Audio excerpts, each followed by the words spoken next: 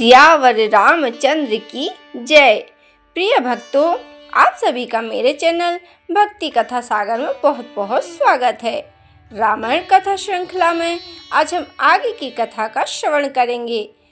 चित्रकूट की शांत घाटियों में उस दिन एक अजीब सी उदासी पसरी हुई थी।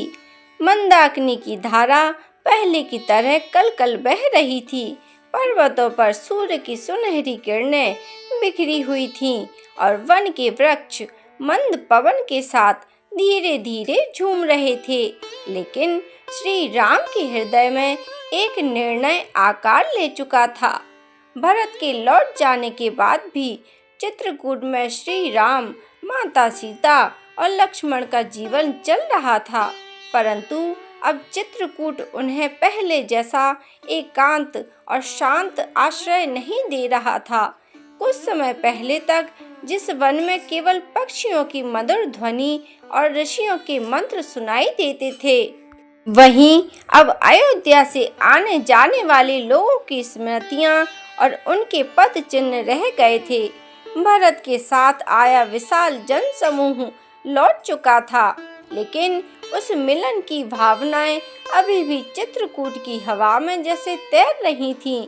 एक संध्या श्री राम मंदाकिनी के किनारे बैठे सूर्य को पर्वतों से पीछे डूबते हुए देख रहे थे।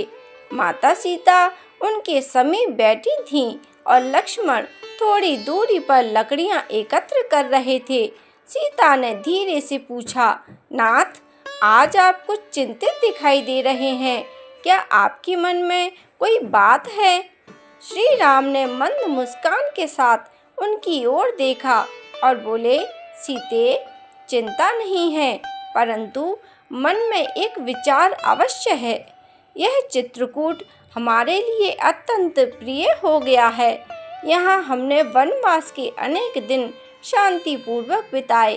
तुम्हारे साथ इस वन की सुंदरता देखी और लक्ष्मण ने हमारे लिए इतनी सुंदर पर्णकुटी बनाई, लेकिन अब परिस्थिति बदल रही है। सीता ने आश्चर्य से पूछा, कैसी परिस्थिति नाथ? श्री राम कुछ क्षण मौन रहे, फिर बोले, भरत के आने से अयोध्या की सेना, मंत्री, नागरिक और असंख्य लोग यहाँ तक आए। उनके जाने के बाद भी अनेक लोग इस क्षेत्र में आते जाते रहेंगे। वन का एकांत भंग हो गया है।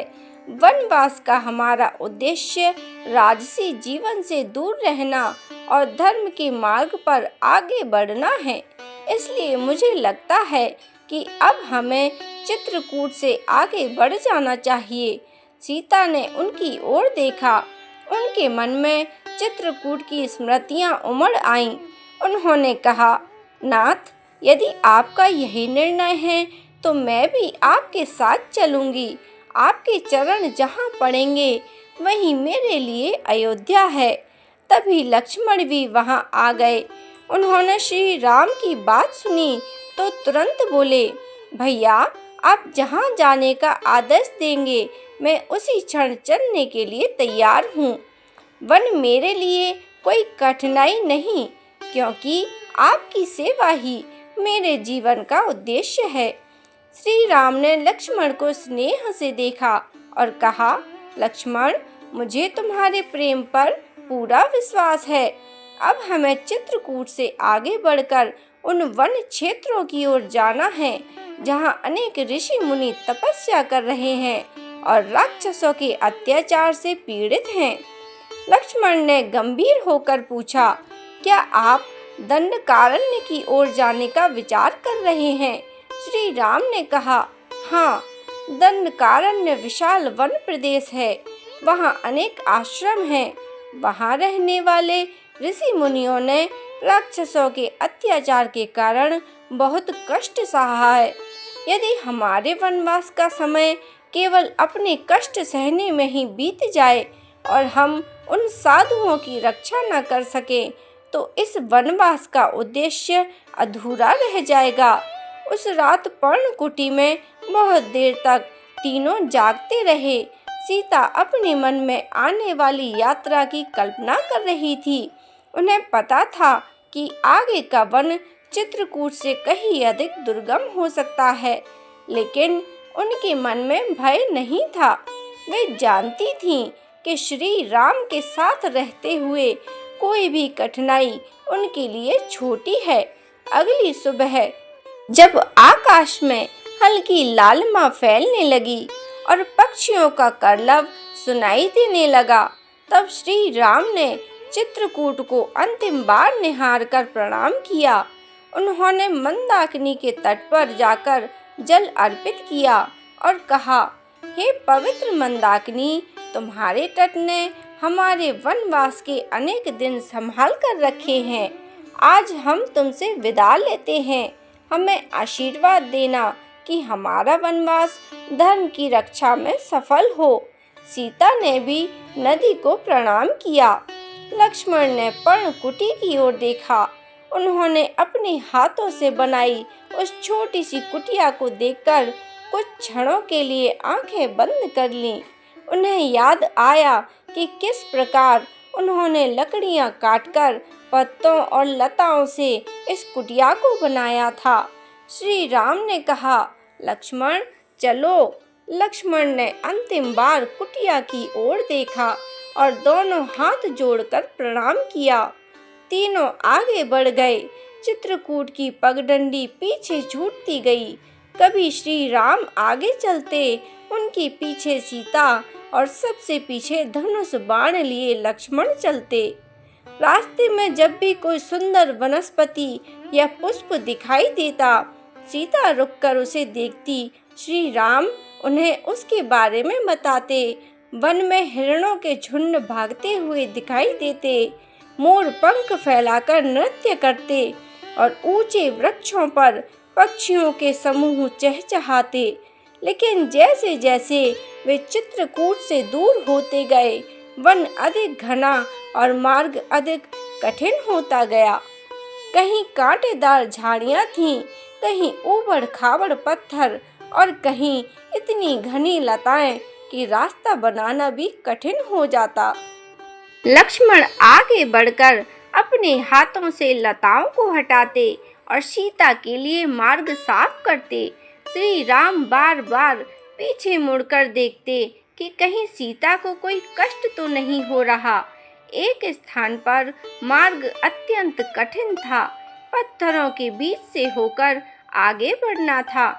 श्री राम ने सीता की ओर देखा और कहा, सीते, यदि तुम्हें थकान हो रही हो तो कुछ देर विश्राम कर लें।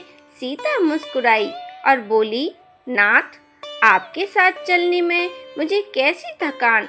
जिस मार्ग पर आपके चरण पड़ रहे हैं, उस मार्ग पर चलना मेरे लिए सौभाग्य है।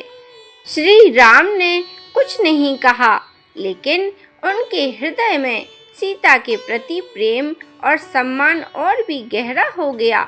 कुछ समय बाद उन्हें एक शांत आश्रम दिखाई दिया। वहाँ चारों ओर पवित्र वातावरण था।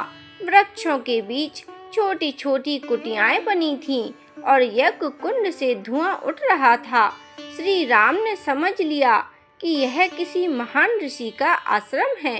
वे सीता और लक्ष्मण के साथ आश्रम की ओर बढ़े। आश्रम के समीप पहुंचते ही ऋषियों ने उन्हें पहचान लिया। उन्होंने दूर से ही हाथ जोड़कर स्वागत किया। आश्रम के भीतर प्रवेश करने पर श्री राम ने देखा कि वहाँ तपस्वी ऋषि अत्यंत साधारण जीवन जी रहे थे। किसी के शरीर पर वृक्ष की छाल थी, तो कोई ध्यान में बैठा था और कोई अग्निहोत्र कर रहा था। श्री राम ने सभी को प्रणाम किया। ऋषियों ने उन्हें आशीर्वाद दिया और कहा, रघुनंदन, आपके आगमन से हमारा आश्रम पवित्र हो गया। श्री राम ने विनम्रता से कहा, महात्माओं, मैं तो आपका आशीर्वाद लेने आया हूँ। आप जैसे तपस्वियों की सेवा और रक्षा करना ही मेरे लिए सौभाग्य है। एक वृद्ध ऋषि ने गंभीर स्वर में कहा, राम, यही कारण है कि हम आपकी प्रतीक्षा कर रहे थे। इस वन में राक्षसों का अत्याचार बढ़ता जा रहा है। वे हमारे यज्ञों को नष्ट कर देते हैं, तपस्या में विघ्न डालते हैं और निर्दोष तपस्वियों को भयभीत करते हैं। हम शस्त्र धारण नहीं करते, इसलिए आपकी शरण में आए हैं। श्री राम के मुख पर गंभीरता आ गई। उन्होंने कहा, महर्षि, जब तक मेरे शरीर में प्राण है, धर्म की रक्षा और साधु जनों की सुरक्षा मेरा कर्तव्य है। आप निश्चिंत रहें। सीता ने श्री राम की ओर देखा। उनके मुख पर करुणा और दृढ़ता दोनों दिखाई दे रही थी। उन्होंने समझ लिया कि अब उनके पति का वनवास केवल व्यक्तिगत तपस्या नहीं रहेगा, बल्कि अनेक पीड़ितों के जीवन में आशा का कारण बनेगा। आश्रम में कुछ समय विश्राम करने के बाद श्री राम ने ऋषियों से दंडकारण्य के मार्ग और वहां स्थित विभिन्न आश्रमों के बारे में पूछा। ऋषियों ने उन्हें आगे का मार्ग बताया और कहा कि दंडकारण्य बहुत विशाल है। वहां अनेक प्रकार के वन्य जीव हैं और अनेक स्थानों पर राक्षसों का भय भी रहता है। लक्ष्मण ने अपने धनुष को संभालते हुए कहा, भैया, जब तक मैं आपके साथ हूँ, किसी को माता सीता की ओर आंख उठाकर देखने का साहस नहीं होगा।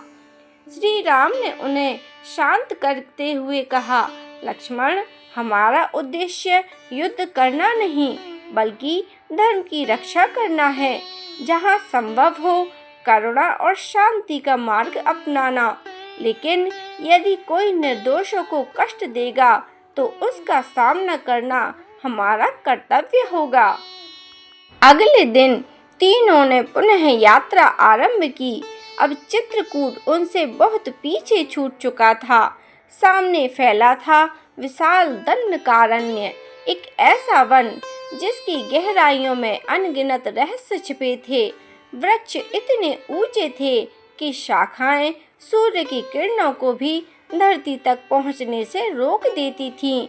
कहीं दूर से सिंह की गर्जना सुनाई देती, तो कहीं झाड़ियों में किसी अज्ञात जीव की आहट सुनाई देती।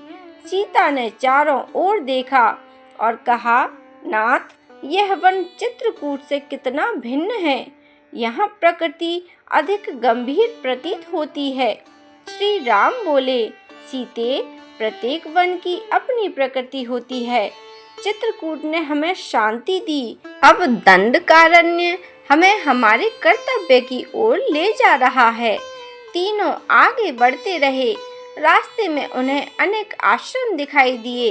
कहीं ऋषि तपस्या कर रहे थे, कहीं यज्ञ हो रहा था और कहीं वनवासी लोग सरल जीवन जी रहे थे।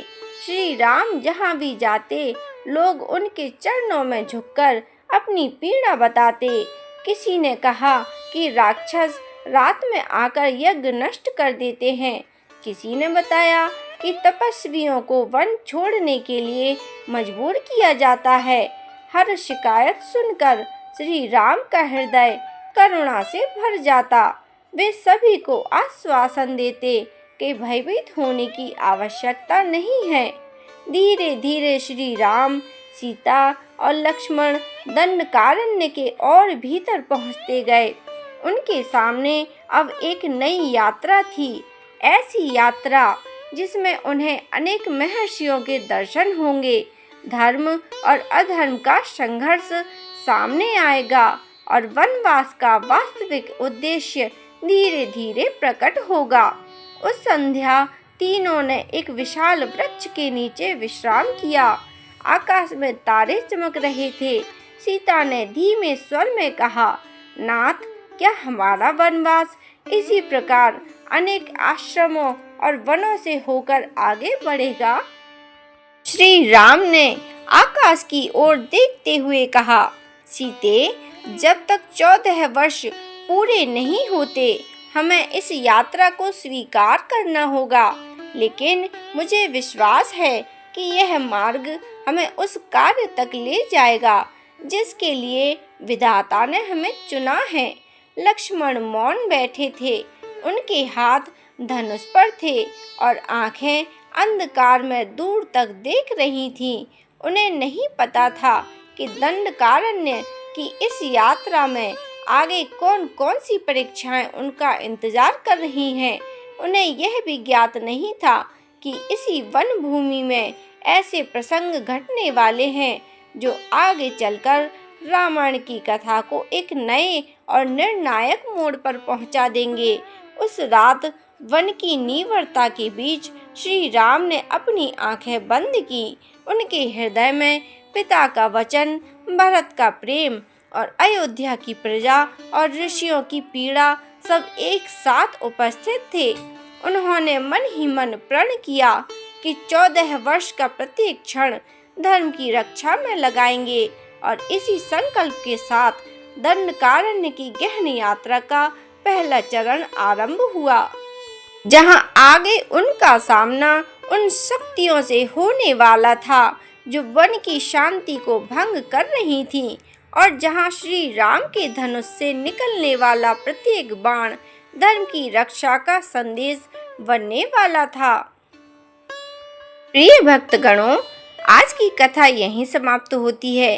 अगर आपको मेरी वीडियो अच्छी लगी हो तो मेरी वीडियो को लाइक करें, शेयर करें और ऐसी ही धार्मिक कथाओं के लिए मेरे चैनल को सब्सक्राइब करें और बेल आइकन को प्रेस करके रखें ताकि जब भी वीडियो अपलोड हो तो आप तक नोटिफिकेशन सबसे पहले पहुंच सके। मेरी वीडियो देखने के लिए आप सभी भक्त प्रेमियों का बहुत बहुत धन्यवाद।